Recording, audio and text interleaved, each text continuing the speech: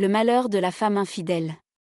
Aïcha vivait dans une maison modeste aux murs silencieux, avec Idriss, son mari depuis 12 ans.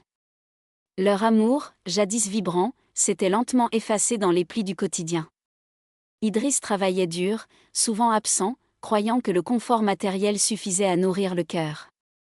Aïcha, elle, se sentait seule, comme une étoile oubliée dans un ciel sans regard. Elle ne manquait de rien, sauf de ce qui ne s'achète pas, l'attention, la tendresse, la parole. Chaque matin, elle préparait le thé, déposait le pain sur la table, et regardait Idriss partir sans un mot. Elle se disait que c'était normal, que les années usent les gestes. Mais son cœur criait dans le silence. Un jour, au marché, elle croisa Karim. Il avait ce regard qui écoute, ce sourire qui comprend. Ils échangèrent quelques mots, rien d'extraordinaire. Mais pour Aïcha, ce fut comme une lumière dans une pièce oubliée. Elle rentra chez elle troublée, le cœur agité, se demandant pourquoi ce simple échange l'avait bouleversée. Les jours suivants, elle espéra le revoir. Elle choisit sa robe avec soin, mit du col sur ses yeux. Elle se sentit vivante, comme si elle renaissait. Karim était là, au même endroit, comme s'il l'attendait. Ils parlèrent plus longtemps cette fois. Il lui dit qu'elle avait une voix douce, un regard profond. Elle rougit, rit, oublia Idriss pendant quelques instants. Ce fut le début d'un glissement. Elle ne cherchait pas l'amour, elle cherchait à exister. Les rencontres devinrent régulières. Elle mentit à Idriss, « Je vais chez ma sœur ». Il ne posa pas de questions. Aïcha se sentit libre, mais coupable. Karim l'invita à dîner. Elle hésita, puis accepta. Ce fut une soirée douce, pleine de regards et de silences complices. Il ne la toucha pas, mais elle sentit son cœur brûler. Elle rentra tard, Idriss dormait. Elle s'allongea à ses côtés, le corps ailleurs. Elle se demanda, « Qu'ai-je fait ?» Les jours suivants furent un théâtre. Elle souriait, cuisinait, parlait, mais son esprit était ailleurs.